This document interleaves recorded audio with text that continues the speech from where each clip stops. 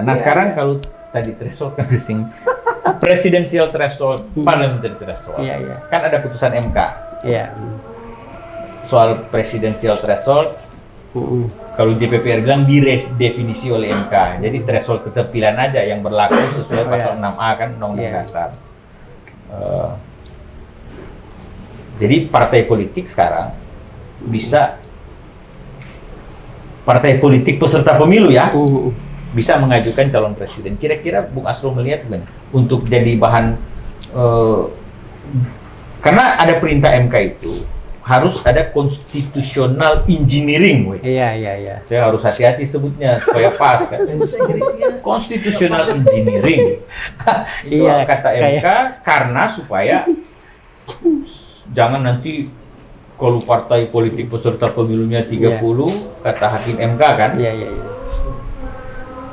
Calon presidennya jadi 30 banyak sekali kan, kata Saldi Isra kan. Konstitusional. Gimana pula ini constitutional engineering? Thresholdnya udah dibebaskan, udah nggak ada. Mau kayak gimana itu? Ini memang dalam revisi undang-undang ini. Ini memang kebangkitan zaman industri ya, maka pakai engineering segala. Dulu MK sering gunakan open legal policy.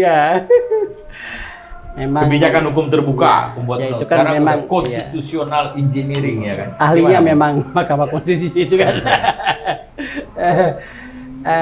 Saya rasa begini. Tapi setuju dengan 0% tadi kan, presidensial ya?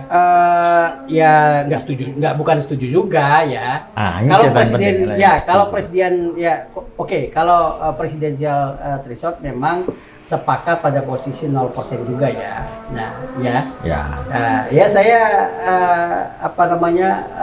follow Bung Rebo lah.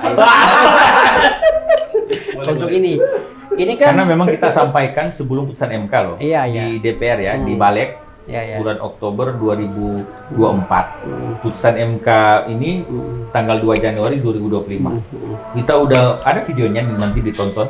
Kita yang bilang redefinisi, nggak boleh threshold itu presidensial, hanya ada threshold keterpilihan yaitu 50% plus 1 dan tersebar di lebih dari 50%, 20%. Harus lebih 20%. Kalau ada yang 15 berarti daerah. 15 karena kalau ada yang provinsi ya. Kalau daerah-daerahnya jomplang, maksudnya ada di bawah 20%, lebih dari 50% nggak jadi juga, walaupun dia 50% plus 1. Itu thresholdnya. Tapi lanjut nanti jadi panjang. Intinya setuju ya? Bukan setuju dengan saya, setuju dengan konstitusi. Betul,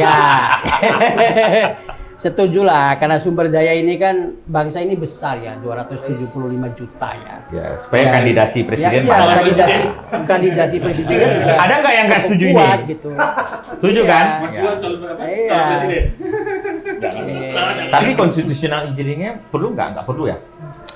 Iya sih, nggak masa perlu MK kan? Ini kan jadi bercabang MK putusannya kan, pertimbangan hukumnya kan. Udah 0%, suruh constitutional engineering. Apa lagi bentuk constitutional engineering yang mengakibatkan seolah-olah melawan lagi putusan 0% itu kan? Iya kan, kalau saya memaknai, misalnya begini ya, constitutional engineering. Partai politik yang ada di parlemen aja yang bisa mencalonkan. Ya kan, maksudnya yang 0%. Konstitusional engineering kan? Tapi menabrak juga, karena yang dibuat MK dan di Undang-Undang Dasar 45 yang pasal 6A ayat 1 dan 2 itu udah bilang bahwa dicalonkan oleh partai politik atau gabungan partai politik peserta pemilu. Bunyinya peserta pemilu. Peserta pemilu ya. Jadi bukan hanya yang ada di jadi sebenarnya nggak ada lagi constitutional engineering soal presidential threshold ini. Kalau soal tadi menata partai politik dan peserta pemilu misalnya, partai politik kan bisa berdiri bebas saja, Kemenkumham. Tapi untuk jadi peserta pemilu kan verifikasinya KPU. Kalau itu kita perketat, nggak usah perberat, ini udah berat. Saya tadinya mau bilang perberat, udah berat. Kita perketat ya. Serius. Hampir nggak ada partai politik mau jadi peserta pemilu yang baru. Susah loh, iya kan? Jadi kemarin nggak tahu kenapa jadi ini. Kalau kita bukan perberat ya, perketat, ya itu bisa. Tapi bukan constitutional engineering terkait presidensial threshold. Jadi masukan kita apa? Ya nggak usah ada konstitusional, langsung 0% aja, nggak usah pakai embel-embel kan? Iya. Betul nggak? Baiknya Pak begitu Dir? ya. Baiknya begitu ya. Langsung 0% saja. Ya Karena udah. kan Jangan ada embel-embel iya, kalau nanti 0% tapi betul not ya. bersyarat. Ya bersyaratnya yang ada di parlemen. Ya itu kan akan Jadi udah bias lagi ya. betul, akan bias ya. Namanya jadi Saya rasa bias presidential threshold (BPT). ya. Dulu zaman ya udahlah. Nggak jadi. Jadi sekarang kita geser deh. Parliamentary threshold. Threshold, ya. Gimana? Ayo.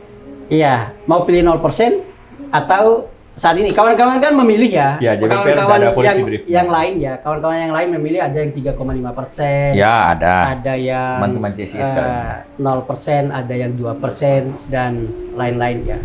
Ya. Kalau JPPR nggak ditanya berapa persen? Kalau JPPR berapa persen? Udah jelas di policy brief kita. Berapa? Parliamentary threshold. Ada orang bilang kan MK suruh turunkan kan. Kalau baca putusan MK, nggak begitu loh. MK bilang suruh hitung lagi parliamentary threshold yang mau digunakan yang benar mana, sepanjang argumentasinya memadai. Oke, maka JPPR membacanya gini ya. Ada dua pendekatan, singkat saja. Kita pilih kalau mau diturunkan dari 4, diturunkan berapapun dalam konteks melindungi supaya tidak ada kursi yang suara yang terbuang ya. Itu kan argumentasi MK kan di pertimbangannya. Maka kalau diturunkan 3,5 tadi, 3%, 2%, sampai 1% sekalipun, tetap ada suara yang terbuang yang tidak terkonversi kursi. Misalnya ada partai politik dapat 2 suara 3 kursi di tempat-tempat tertentu ya, karena dia dominan, tapi threshold secara keseluruhan nasional hanya 0,999%, nggak nyampe 1% threshold. Kalau thresholdnya 1% ya, terbuang 2 atau 3 kursi yang dia dapat ya. Berarti kan argumentasi suara terbuang nggak tercukupi. Tercukupi di mana? Tercapai di mana? Kalau 0%, artinya nggak usah pakai parliamentary threshold. Oleh karena itu, nolkan, jangan diturunkan. Nah, kedua argumentasi kita ada MK bilang penyederhanaan partai politik. Di putusan MK yang berulang kali. Rekomendasi kita jelas. Berarti kalau mau penyederhanaan partai politik, naikkan aja thresholdnya dari 4 jadi 5 sampai 7%. Iya. Kalau penyederhanaan ya? Iya dong. Iya. Walaupun argumentasinya bikin distrik magnitudenya diperkecil, ya kan ya, itu tambahan. Tapi kalau soal parliamentary threshold, ini kan putusan MK soal parliamentary threshold ya. Soal angkanya dan soal penyerahan partai politik, jangan dibelokkan ke distrik magnitud. Distrik magnitud itu dapil, daerah pemilihan, beda lagi. Beda ya. Kan kita, MK kan ngomongin parliamentary threshold. Nah, kalau penyerahan partai politik berarti dinaikkan dong 5-7% supaya partai politik sederhana. Orang juga suka belokkan. Belokkan di mana? Oh, gampang kalau penyerahan partai politik bisa kok di distrik magnitud. Enggak, ini putusannya soal apa? Putusannya soal parliamentary threshold. Kok bicara distrik magnitud ya kan? Ini misleading juga kan? Jalannya ke sana, argumentasinya ke sana. Iya kan? Boleh nggak saya ngomong gitu kan? Bebas kan? Iya kan? Karena kalau ngomongin parliamentary threshold, parlemen ya, maka putusan pertimbangannya Hakim MK bilang pertimbangan hukumnya, penyerahan partai politik, ya logikanya naiklah supaya partai politik sederhana. Ya. Oh, bukan begitu maksud MK. Harus distrik magnitud. Enggak lah, ngomongin parliamentary threshold kok, iya kan? Jadi argumentasi JPPR jelas tadi. Ya. Dinaikkan 5-7 atau dinolkan aja deh. Pilih yang mana? Bung Asrul gimana? Kalau Iya. Saya rasa memang harus belajar berhitung. Iya. Karena kalau dalam konteks pemanaan menyederhanakan partai politik, tentu harus dinaikkan. Nah, kalau dinaikkan, konsekuensinya bagaimana dengan kondisi partai sendiri ya. Misalnya ya, kan kita kan punya sejarah ya, bahwa partai politik itu selalu mengikuti kekuasaan yang memimpin. Itu sejarah itu. Tiba-tiba dulu saat Demokrat naik itu semua biru. Bahkan di kandang-kandang merah. Itu biru semua tuh. Biru, ya. Nah, lalu saat merah naik, semua merah. Bahkan di kandang-kandang kuning.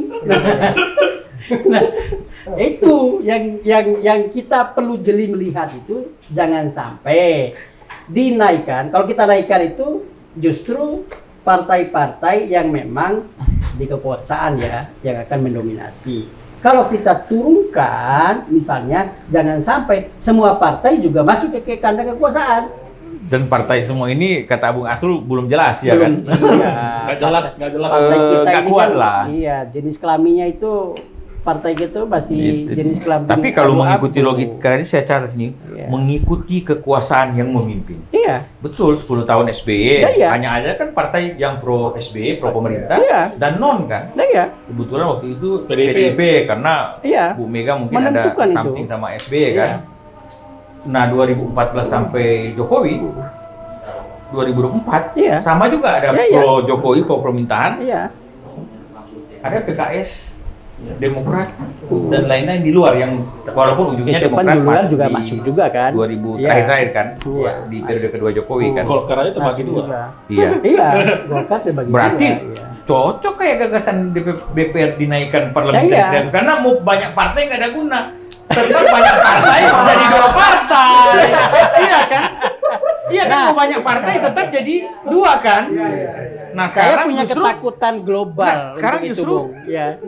nggak ada partai oposisi karena PDIP pun bilang kita dukung pemerintah. Dan memang Iya, negara ini tidak punya kesejarahan oposisi sebenarnya. Dari DNA negara ya, kita nggak punya. Dengan kondisi negara yang sangat Ya, buruk memang tadi, sebenarnya nggak ada oposisi nggak kita, punya, ya. nggak ada. Cuman yang gini, Bung. Kayak Republik Demokrat Amerika. Ya, kita cuma ada ketakutan saja Beda. ya. Misalnya ya, Ya. kayak di Rusia sendirilah bagaimana kekuasaan satu partai itu mengangkangi semua partai kecil. Lalu di Cina sendiri, bagaimana kekuasaan satu partai itu partai kecil itu follow aja kekuasaan. Nah, itu yang harus ya kita kritisi. Jadi dan kita sebagai masyarakat sipil harus melihat ya juga dalam merumuskan ini melihat kontestasi global sendiri. Jadi soal parliamentary threshold Ya, naik, bagusan turun, nol. ya. Ya, sebenarnya kalau penyederhanaan ya naik ya, harus naik. Harus naik. Iya, karena Kalau maunya harus naik. iya, kalau naik punya kematangan ya Cocok partainya tuh. ya. Supaya jangan bersayap.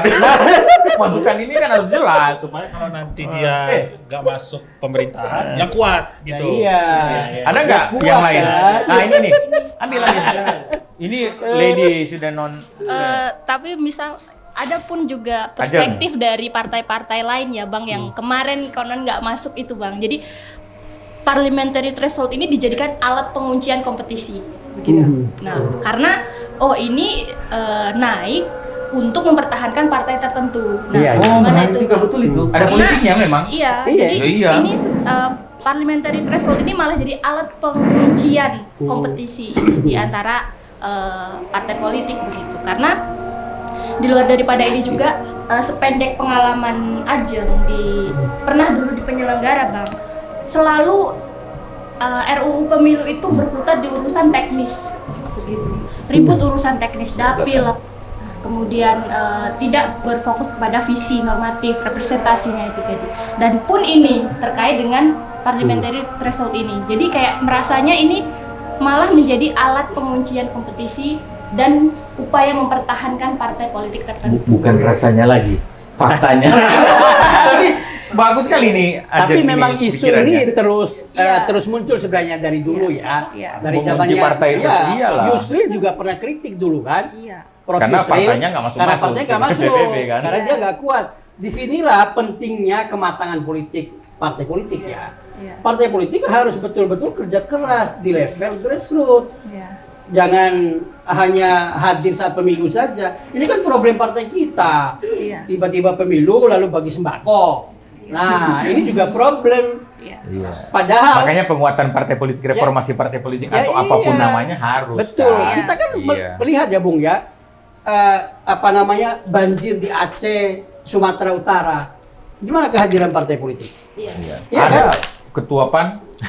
Ya itu itu belajar ninggul beras itu belajar ninggul beras. Nah, bagaimana kasus Rembang sendiri kehadiran partai politik? Kan nggak ada partai politik yang hadir kan? Masyarakat sipil berkuat tentang isu lingkungan, isu ini itu banjir, isu apa efisiensi, tapi partai politik bagaimana? Dia cukup mesra dengan kekuasaan. Ini problem partai politik kita. Nah, jadi mending memang dinaikkan, lalu mereka berkompetisi betul menjadi merebut itu. Iya, tapi bukan maksudnya Ajeng tadi bahwa ini seakan-akan mengunci partai politik tertentu. Enggak lah, dalam konteks murni penyerahan partai politik. Kalau ada yang terkunci benar, biar aja, karena jangan partai politik kita tiba saat tiba akal. Tiba-tiba berdiri partai, partai. Iya. Kan maksudnya saya bukan menyinggung yang berdiri, silakan maksudnya, tapi harus dia kuat, harus memang infrastrukturnya politiknya kuat di daerah, infrastruktur politiknya ada, ya kan, dan lolos verifikasi yang ketat, betul, oleh KPU. Nah, ini kadang ini jadi problem verifikasi ketat itu. Berapa kali ya? Berapa kali? Iya. Apa ini? Kok gini-gini ada yang serius? Tiba-tiba tergopoh-gopoh saat pleno penetapan, kan jadi problem juga. Ada yang lolos. Iya, ada yang lolos, padahal berkurang, double KTP. Verifikasinya buru-buru, Bang. Nah iya.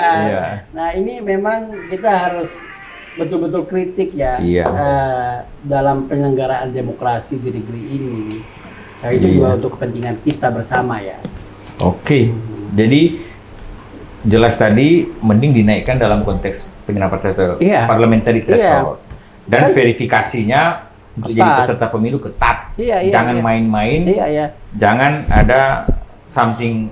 Ya kan? Ya kan pemahaman argumen partai kecil itu kan diturunkan 0% agar mereka berkontestasi. Ya gimana kalau kita balik? Anda bekerja dengan baik lalu merebut hati rakyat dan dapatkan posisi misalnya 10 besar, 7 besar dari partai politik di jenjang partai ya.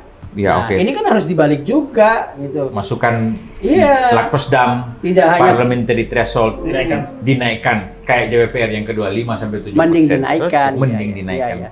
Karena memang cukup gaduh kalau 0% ya. Gaduhnya luar biasa. Terakhir bukan belum terakhir. Bisa. Nah, sistem sekarang sistem. Orang kan bilang sekarang kan sistem proporsional terbuka. Ada yang mau tertutup. Ada juga. Tapi perlu dijelasin dulu apa itu proporsional terbuka. Iya sudah. Silakan ya. Ayo, ya aja lah, boleh bola. Ayo ya. Kok saya yang disuruh menjelaskan keynote speaker-nya kan. Saya speaker, ini keynote. Ayo. Saya kunci Inggris, ini kunci utama. Ayo. Dari proporsional terbuka dan tertutup itu kan pada konteks kepartaian sendiri, apakah partai itu, kalau di beberapa sejarah ya, apakah partai itu mengambil peran utama dalam menentukan kotak suara. Apakah nanti pada konteks misalnya nyoblos partai aja atau nyoblos dengan calon ya. Lalu apakah nanti partai yang menentukan kandidasi dan pergantian lain-lain, atau itu cukup penentuannya pemilihan ya, penentuannya itu oleh suara terbanyak misalnya. Nah ini saya rasa memang begini ya, dalam konteks kerangka ini kalau partainya kuat, saya memang akan sepakat penentuan kandidasi itu oleh partai pemenang ya. Dulu kan kalau kita melihat ya di zaman-zaman awal reformasi ya, partai itu sangat punya kuasa, bahkan suara itu hanya untuk labelisasi saja. Partai itu punya urutan keberapa, lalu si calon yang akan didudukan partai itu saya mau partai ya. Jadi itu juga kalau partainya kuat. Tapi kalau dalam konteks partainya masih seperti ini, saya rasa suara rakyat itu paling harus didorong ya, didukung ya. Bahwa suara terbanyak itu itulah yang akan menduduki posisi kandidasi. Jadi suara terbanyak berarti tetap proporsional terbuka lah. Betul ya. Ya supaya hak caleg-caleg Hak ini. calegnya tidak. Kan kita punya sejarah ya, misalnya ada Iya. partai itu yang lalu DPR-nya itu si orang DPR-nya itu, ini juga kritik terhadap partai juga, si DPR-nya itu urut yang keempat, lalu dia tiba-tiba dilantik. Kenapa? Ternyata urutan pertama itu dipecat, kedua dipecat, ketiga dipecat. Ngomongin Ini partai parah apa ini? juga partai kita ini. Iya, ini problem partai sebenarnya. Kekuasaan itu tergantung pada partai sendiri. Ini punya problem ya. Saya rasa ya mandat rakyat tadi, kita bicara kedaulatan rakyat tadi hanya tergerus ya dengan kewenangan partai. Nah, ini ya kritik terhadap partai juga. Cocok tuh. Jadi kecenderungan Mas Asrul berpikir bahwa sistem proporsional terbuka yang paling representasi lah dan cocok untuk diterapkan di Indonesia. Iya. Ada teman-teman? Dengan ketidakmatangan partai ya. Iya, dengan posisi partai. Saya juga pernah komentar teman. Ada yang mau komentar nggak? Iya. Tapi saya komentar begini. Dengan perdebatan dengan teman-teman saya, banyak dengan elemen lainnya yang yang soal-soal demokrasi pemilu. Saya bilang, saya ke depan berpikir bahwa sistem proporsional tertutup itu ideal. Apabila Iya. apabila partai politik kita ini memang Iya. establish, Iya. tepat nggak kata-kata saya? Establish, ya kan? Tidak betul. Kalau mau diterjemahkan establish itu udah matang, mapan, Iya. udah fix, udah oke lah, ya kan? Kalau enggak, ya itu establish lah, saya wakili satu kata kan. Iya. Tendensi banget. Kalau enggak, percuma. Karena nanti misalnya teman-teman perdebatannya begini, kita tertutup aja karena yang terbuka ini tiba-tiba yang jadi yang nggak qualified, nggak kualifikasi kan. Iya. Dia karena banyak uangnya, politik uang, Iya. dia terpilih pengusaha nggak paham aturan, nggak paham. Iya. Ya partai politik lah yang memfilter. Iya. Kalau udah tahu, teman-teman, kalau udah tahu nggak qualified ngapain dicalonkan? Iya. Oh karena uangnya banyak. Iya. Jadi betul. filternya lagi-lagi kembali Ke partai politik, ya. bukan pada sistem itu. Betul ya. Ya kan? Iya, Jadi kita sepakat. menyalahkan sistem, ya lagi-lagi tadi wrong substitution ya kan. Mhm. Masalahnya A, solusinya Solusinya yang dijadikan lain. C, Iya. padahal nggak masuk. Iya. Jadi, kita maunya tertutup, proporsional tertutup. Supaya apa? Ini kader-kader yang udah lama berjuang di partai, yang ini segala macam, yang ini dia boleh duduk dapat nomor 1, 2, 3. Kalau sekarang yang punya uang banyak sekali, siapa yang calonkan? Iya. Kalau menurut saya, kalau yang bagus-bagus kayak pengurus partai politik kan, kasih nomor urut 1 atau nomor berapa, ya partai politik danai dia. Karena sebenarnya pendanaannya ini juga yang nanti bagian berikut, dana kampanye kita kan. Itu kan sebetulnya kampanye financing atau campaign Financing, ya. itu dari partai politik semua loh. Bahkan nggak ada perorangan. Kalau caleg ya, itu kan Dibatasi dana juga. kampanyenya di partai Sumbangan politik, perorangan juga ada dibatasi. iya, kan? LAD, Sumbangan- KLPD, ada rekening RKD, Iya. rekening dana kampanye, itu perorangan enggak.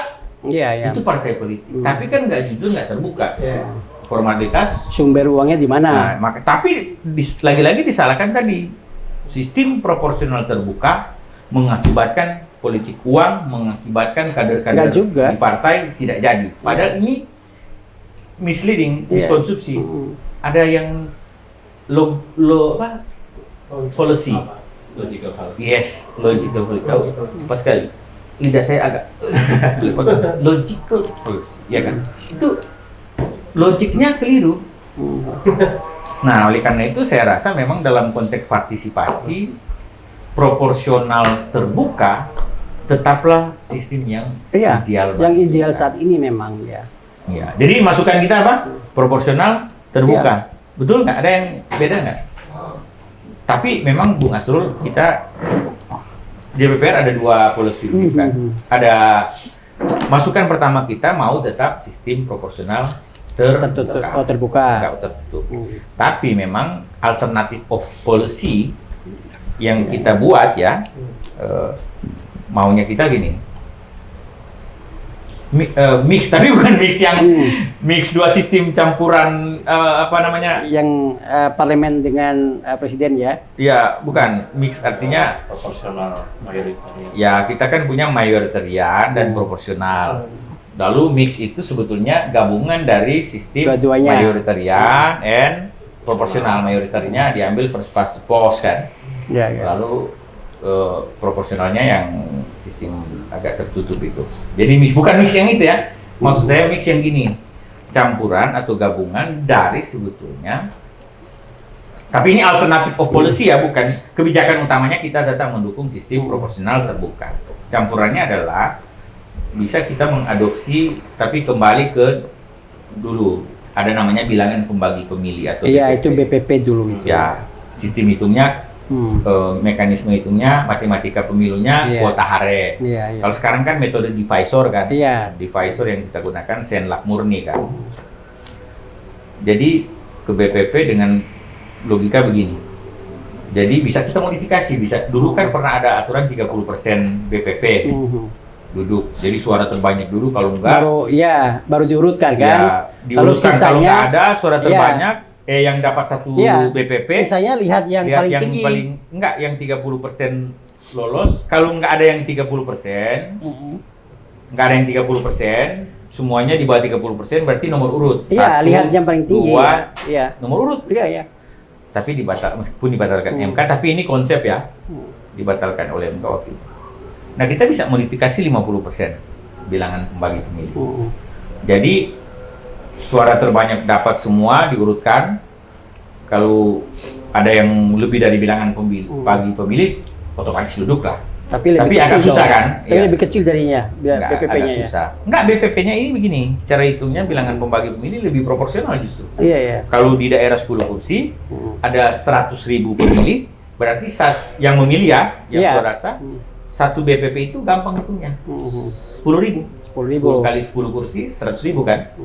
Jadi ada yang 10.000 dapat, dia duduk, 11.000 malah duduk, 9.000 dia duduk.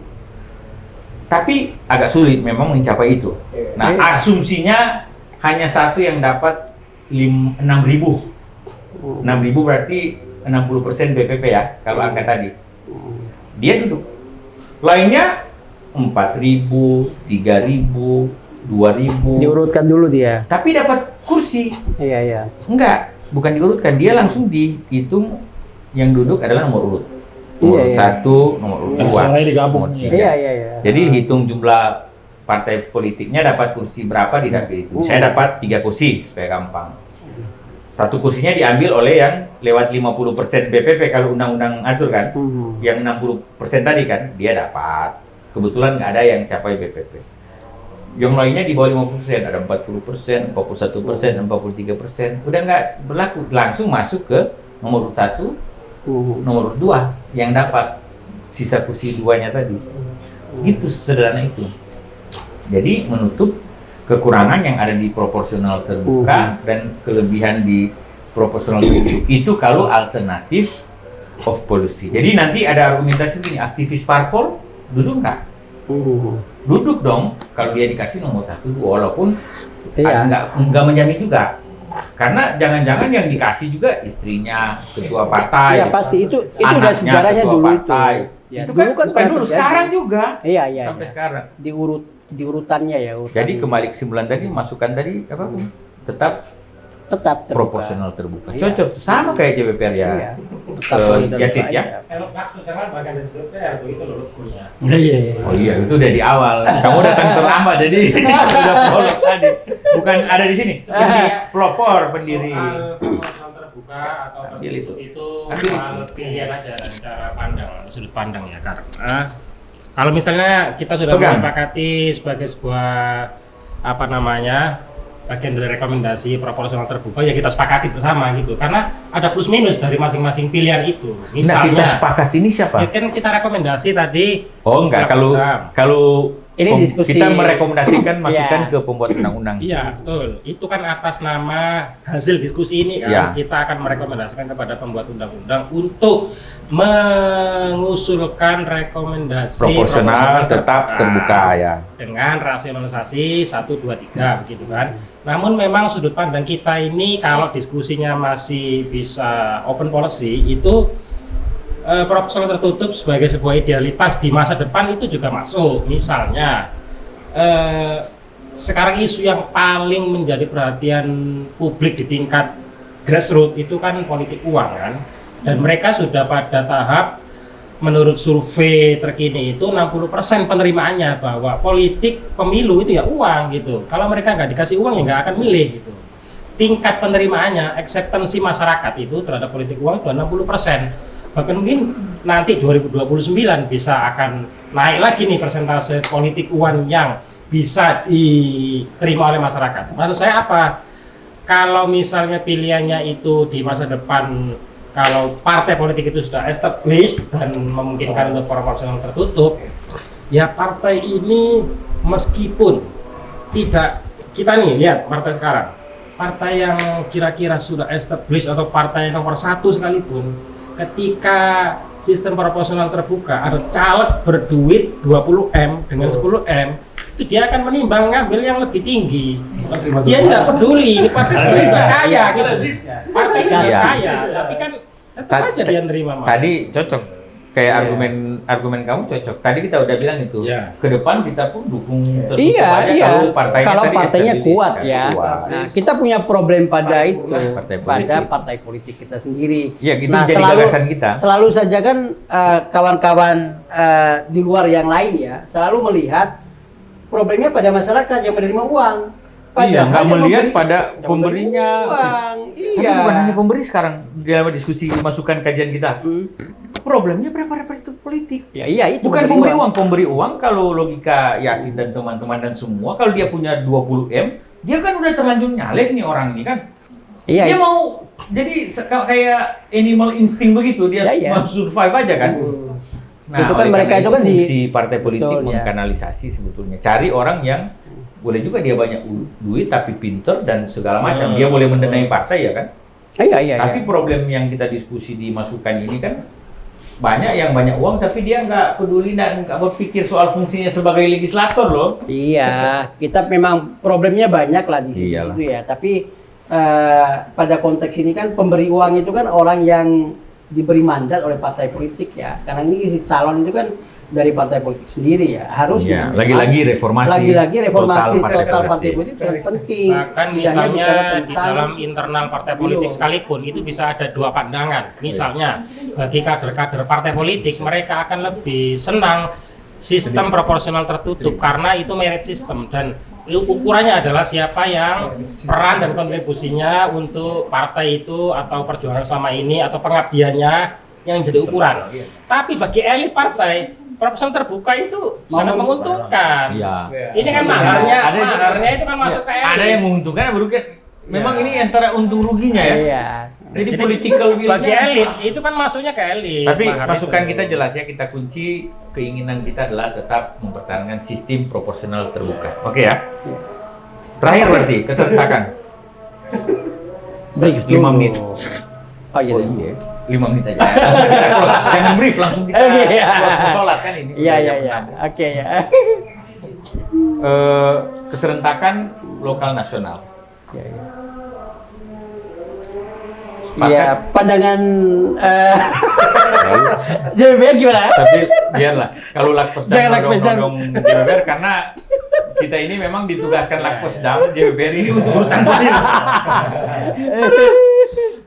Ya, pandangan pendek saya sebenarnya panjangnya ada di medsos kita, di YouTube, di segala macam. Kita udah bilang sebetulnya begini, tapi ada orang salah kaprah, seakan-akan kita mendistorsi atau mendegradasi putusan MK. Enggak. Putusan MK kan sudah saya bilang final and binding itu undang-undang. Tapi begini, kita setuju lokal nasional. Oke ya, kita setuju. Tapi konsekuensinya, ini konsekuensinya secara konstitusional, maka dia harus dilaksanakan pada tahun yang sama, lokalnya, nasionalnya, yaitu 2029. Itu konsekuensinya. Secara yuridis konstitusional ya, CPPR nggak boleh di luar itu, kecuali undang-undang dasarnya udah berubah.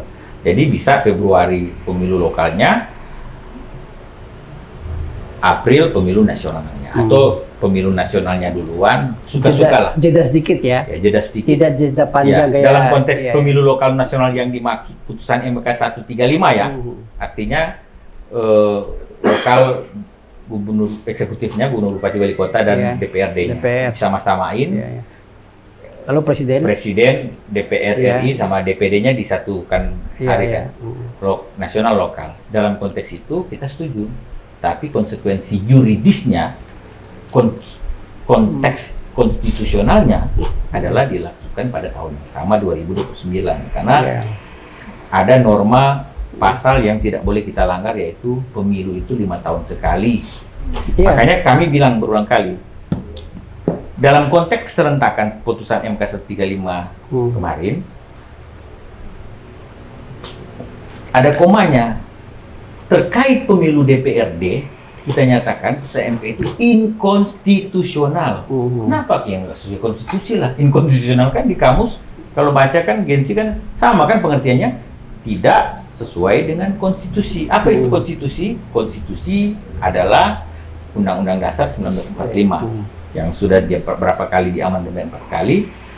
Itu karena apa? Sudah di garis batas ini, nggak boleh dilawan. Maknanya sudah jelas, tidak ambigu, yaitu 22 ayat 2 ya. Saya ringkas. Pemilu DPRD provinsi kabupaten kota dipilih anggota DPRD Dewan Perwakilan Daerah Provinsi Kabupaten dipilih melalui pemilihan umum. Yang ayat satunya pemilihan umum itu langsung umum, bebas, rahasia, jujur dan adil. 5 tahun sekali periode. Ini nggak boleh dilanggar loh. Nggak boleh dilanggar. Nggak ada tawarnya. Nggak ada penawarnya. Sekalipun Mahkamah Konstitusi yang salah menafsir itu, yang nggak perlu ditafsir. Ya, makanya saya bilang putusan MK itu inkonstitusional. Tapi bukan kita mendistorsi putusan MK atau mendegradasi keberadaan MK, enggak. Tapi MK itu nggak boleh bertentangan dengan konstitusi. Itu jelas, Bung Asrul. Itu cara berpikir kita. Dan dalam semua konsep tata peraturan perundang-undangan dan asas pembentukan Undang-Undang nomor 12 tahun 2011 kan, pembentukan peraturan perundang-undangan itu ada pasal 7 itu, teori Hans Kelsen terkait group norm ya kan, hierarchy of norm, itu ada di pasal 7. Hierarki norma kita ya, Undang-Undang Dasar 1945, baru undang-undang, baru peraturan pemerintah. Itu hierarkinya udah jelas. Nah, putusan MK di mana? Pertanyaannya, putusan MK itu apakah di atas Undang-Undang Dasar, di bawah Undang-Undang Dasar, di atas Undang-Undang, atau di Undang-Undang, atau di mana? Jangan sampai orang memaknai begini, ini kekeliruan berpikir. Putusan MK yang final and binding, final dan mengikat itu, jangan sampai pemahaman orang ada di atas Undang-Undang Dasar 1945. Keliru. Yang mana, Justin? Gensi, bener kan? Orang Gensi terbawa, putusan MK kan final and binding. Putusan MK kan final and binding. Putusan MK kan juga, final and binding. Karena ada hierarki undang-undangnya memang. Seakan-akan putusan MK yang final and binding itu ada di atas Undang-Undang Dasar. Sejajar pun tidak, saya mau katakan. Di bawah iya. Bagaimana kalau MK tidak punya nilai norma? Oh enggak, dia punya problem. Dia punya nilai. Kan? Jadi gini. Ya ini kan pertanyaannya. Tapi bagus sekali. Ya, kalau dia tidak punya norma, tidak punya norma, maka abuse kan? Apa yang menjadi? Jadi gini, MK itu punya norma. Jadi dia begini. Sehingga apa makna arti putusan MK? Putusan MK itu kan menguji, Bung Pace, undang-undang terhadap Undang-Undang Dasar 1945. Yang putusannya adalah putusan pada tingkat pertama dan terakhir, bahkan terakhir udah nggak ada lagi. Nah, sehingga saya mau katakan dia secara substitusi dia menggantikan norma yang telah dinyatakannya inkonstitusional. Iya kan? Dia mengganti norma pasal itu. Jadi keberadaannya putusan MK itu pada pasal itu apa? Ya di undang-undang. di tataran undang-undang, bukan di atas undang-undang, bukan bentuk undang baru ya. bukan sejajar dengan undang-undang, apalagi di atas undang-undang. Nah, ketika dia buat kemarin yang lokal nasional di jeda 2 tahun setengah itu kan, Itu yang kita resisten udah itu ya. 21 Oktober Iya, iya. 31 sampai 19 April 2032 yang tentang pemungutan Iya, iya. suara pemilu DPRD lokal kan. Iya ya. Kita bilang konstitusional. Iya kan? Iya. Itu penjelasan. Iya, kita. dan memang harus dipikirkan ke sana, jangan sampai putusan itu juga merusak ya prinsip-prinsip utama ya dari demokrasi di negeri ini. Iya. Karena begini ya, ada hal yang kita harus belajar dari yang lalu ya. Ada kepala daerah yang apa namanya, yang caretaker sampai dengan durasi yang panjang. Caretaker namanya Ya, Iya. iya kan? Betul. Lalu Bagus itu istilahnya. pemilihan- Pejabatnya caretaker. Iya, pemilihan kepala daerah, caretaker kepala daerah ditentukan oleh presiden atau kementerian dalam Iya. negeri. Nah ini yang bahaya. Kalau rentangnya panjang, bayangkan. Iya. Panjang tuh. Oh ya iya, otomatis. 20 Januari Wah. atau Februari ya? 20 Iya, Februari itu bisa menggunakan. 2030. Iya. Jadi Pejabat itu semua ya, banyak itu. pejabat ditentukan dari Caretaker, pusat. ya. Terus pemanaan ya apa desentralisasi demokrasi juga. Tapi memang kabur penting itu. jadinya. Memang agenda kita kayaknya maju mundur. Iya. 2013-14 Iya. mau serentak. Betul ya. Keserentakan ini bikin banyak Tumbang. korban Iya, kan? perasaan, tumbang perasaan ya Iya, kan, iya. karena nggak mau Hmm. penyelenggaranya Karena mungkin terancam. pendekatannya kan Oh. hanya pada pendekatan Iya. ekonomi ya, waktu serentak itu kan. Iya. Tapi sebetulnya kita setuju aja pilkadanya dibuat 31-32 berdasarkan putusan MK. Walaupun sebetulnya DPR sudah mengkaji dulu. Kalau mau dipisah, bukan 2029, bukan pada tahun yang sama kan, pilkadanya kita usul dulu 2030 loh. Jangan terlalu jauh dengan pelantikan presiden. Enggak, bukan pelantikan presiden kan 20 Oktober. Iya. Mengapa? Ini ada konsep ketatanegaraannya loh. Supaya 2030 itu malah terpilih pemilu langsung lantik pilkadanya kan. Iya. Dia menjalankan visi misi presiden, pemerintah kan kita presiden. Jadi pilkadanya bukan presiden, mereka bukan kepala negara, bukan kita kan bukan negara serikat. Jadi mereka kan gubernur, bupati, wali kota kan kepala daerah menjalankan kebijakan pemerintah pusat. 2030 itu ideal. Kalau 31, 32 apalagi saya kritik loh sebetulnya. Nanti hasilnya kalau sengketa, pelantikan untuk serentak 2033 lagi. 34 udah pemilu. Bukan 34 udah pemilu, 33 udah tahapan pemilu. Jadi saya bilang nggak sinkron ini MK ini yang membuat harusnya sebenarnya kemarin dia putus aja lokal nasional, dia jangan bikin aturan jeda waktu kapan. Dia mengambil open legal policy-nya pembuat undang-undang, hanya kebijakan hukum terbuka kan pembuat undang-undang, MK ambil itu loh. Nah itu yang kita kritik, sehingga saya bilang MK bukan saya, DPR bilang. Saya izin boleh mengutarakan pendapat. Ya udah mau tutup ini, yang mau Sedikit saja, silakan ya. sedikit saja. Ini produsernya udah kode-kode. Iya. Ya. Pertama, Habis, siapa namanya? Saragi. Saragi, ibu kita ini. Obi, Nisa bicara. Terima kasih kesempatannya. 1 menit. Jangan usah terima kasih kesempatan. Jadi formal jadi lama. Jadi lagi. saya cuma menambahkan concern kita adalah bagaimana demokrasi itu tetap terjaga pada on the track-nya. Karena sejarah bangsa ini kita coba lihat dari zaman Soekarno dan Orde Baru itu fakta sudah membuktikan hal itu dan kita tidak ingin pada wilayah itu lagi. Maka akan baiknya kita melihat apa sih value dari demokrasi adalah rational decision dan value common good. Nah itu bisa kita lihat dari proses pembuatan konstitusi kita makanya. Dan saya menambahkan lagi karena ada duit tunggal dan kita tidak boleh lupa demokrasi juga ada faktor ekonomi pada Muhammad Hatta. Jadi itu saja dan kita berdoa semoga bangsa ini tetap terjaga. Terima kasih JPRR dan Akpesdam. Assalamualaikum warahmatullahi wabarakatuh. Oh, memang kamu formal sekali. Golden Boy. Terima kasih. Akpesdam berarti ya? Ya memang dia agak provokatif bicara. Ini kawan, Kawan diskusi ya. Tapi dia hatam untuk Golden Boy. Ya, Nisa. Terima kasih kesempatannya. Tadi sebenarnya juga ada sambungannya. Saya tidak tahu ini perasaan saya atau perasaan teman yang lain. Dari tadi kita membahas sesuatu yang terkadang sifatnya prosedural, kadang-kadang sebagainya elitis gitu. Sementara kan kita ingin mengajak semua orang kan terlibat dalam diskursus ini, menyadari bahwa yang kita lakukan itu penting dan mempengaruhi hajat hidup orang banyak, termasuk hajat kita sehari-hari dari belanja, sekolah dan seterusnya begitu. Dalam hal ini saya sebenarnya konfirmasi karena tadi belum tersampaikan di forum, apakah juga sikap-sikap di atas itu ada keinginan untuk melakukan transformasi politik, kebiasaan politik kita, misalnya soal politik uang gitu. Jadi ada salah satu senior saya misalnya mengatakan, saya setuju kalau pemilihan serentak karena memutus atau mengurangi rantai-rantai maklar. Ya. Oh iya. Jadi kalau serentak itu maklarnya pusing itu, pas bagi-bagi tugas, dia tidak bisa maksimal berperan baru ini. Dalam pemilu. Dia bingung mau urus yang mana ya? Iya, jadi itu akan mengurangi maklar dan seterusnya.